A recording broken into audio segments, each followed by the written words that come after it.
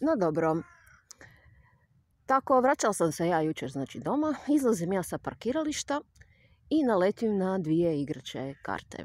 Sad ako je gledao neko moj prošli video, zna da sam pred koji mjesec ja naletila na još jednu kao tako nekakvu tu igraču kartu. Ako se ovako nastavi, možda skupim i cijeli špil karata. I no dobro, kako bi sad trebala valjda uskoro, relativno uskoro ja se nadam, izaći moja zbirka poezije, onda bi mogla iskoristiti te događaje neke, da ja najavim tu svoju zbirku i možda pročitam koju pjesmu. Jer tamo gdje sam bila jučer, htjela sam pročitati tu jednu pjesmu, ali nisam jer je bila gužva. I potrefilo se da je baš ta jedna od tih igračih karata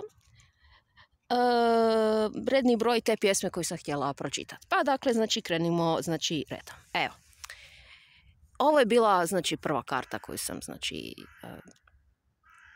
našla.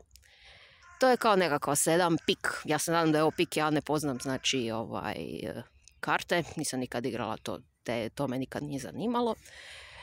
Zašto ja mislim da je ovo pik? Pa sigurno nije herc, to je srce, nije ni romb, jel tako? A podsjeća jako na onaj znak od pika Vrbovca, tako da pretpostavljam da je ovo pik. Ovo je broj 7 i pjesma pod brojem rednom 7 se kod mene zove Kaktus car. Evo ga, plava sedmica. Krasno. I jučer, evo ga, naletila sam, ovo je valjda tref. I eto ga, 5. Petica tref. To se zove, poruka u boci se zove, pjesma. Neko nam šalje poruku. A ko nam šalje poruku? Pa evo, ako pogledamo tu od traga, vidimo as. As, pik as, car tame, kralj mraka, kralj straha, jel tako? On nam šalje neku poruku. A koju poruku nam kralj mraka šalje? To jest car mraka. Pa šalje nam poruku pod rednim brojem 10. Evo ga. To je pjesma pod rednim brojem 10. To je ta koju sam zapravo ja htjela jučer pročitati. Evo ga, šalje nam to car mraka. I sad ću je ja pročitati. Pjesma broj 10. Se zove Leptir. O demone, da li dosadno ti je? Ili si možda samo objestan? Ali čak i nije bitno toliko što je, jer radiš ono što ne smiješ, pa ćeš kaosa upoznat. U zemljama u koje želiš se sklonit kad vrijeme razbije iluziju okova. Zašto njih koji tebi klanjaju se u zlu poštedjet, mahanja krila, leptira kaosovoga? O demone, ako ne želiš birat, izabrat će onda kaosovi leptiri. Kontinent mali na jugu što usamljen stoji, ili možda veliki otok pored njega. Kaže leptir jedan da usamljenom kontinentu na jugu oluja treba da tvoje zlo istjera, a drugi bi radije potrese i vulkane na otoku pored njega, jer velika tvoja zloba tamo skrivena čeka. Kaos jako voli leptire svoje, zašto ne usliši toba? Eno već oluje na usamljen kontinent nose ledene bijele cvjetove što padaju s neba.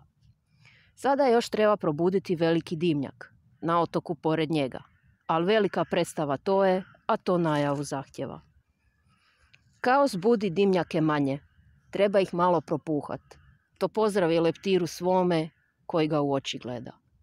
Demon je ljut, to se razumjeti može, ali ego veliki ima, pa umjesto da se vrati na put kojim hoditi smije, on dirne u kaosovog leptira. Bijes veliki kaosov se diže, golemi crni oblaci mu se mogu vidjeti.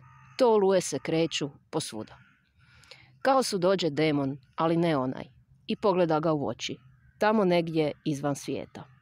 Gledaju se neko vrijeme tako njemo, pa kaos na kraju reče: primirio si me malo i do eksplozije još doći neće. Ali samo zbog tebe koji pogledao si me u oči i samo na kratko. Evo, to je bila pjesma, najavlje moju zbirku. Evo 2 igrače karte koje sam jučer našla. Znači, nadam se da će zbirka neće izaći 5.10. i nadam se da Armagedon, znači, neće biti taj 5.10. Ni 10.5. Evo, nadam se da će izaći to sve, znači, ranije. A eto, tako, znači, to je to. Za one koji ne znaju šta je Armagedon, to je to je Blajburg globalnih razmjera, jel tako?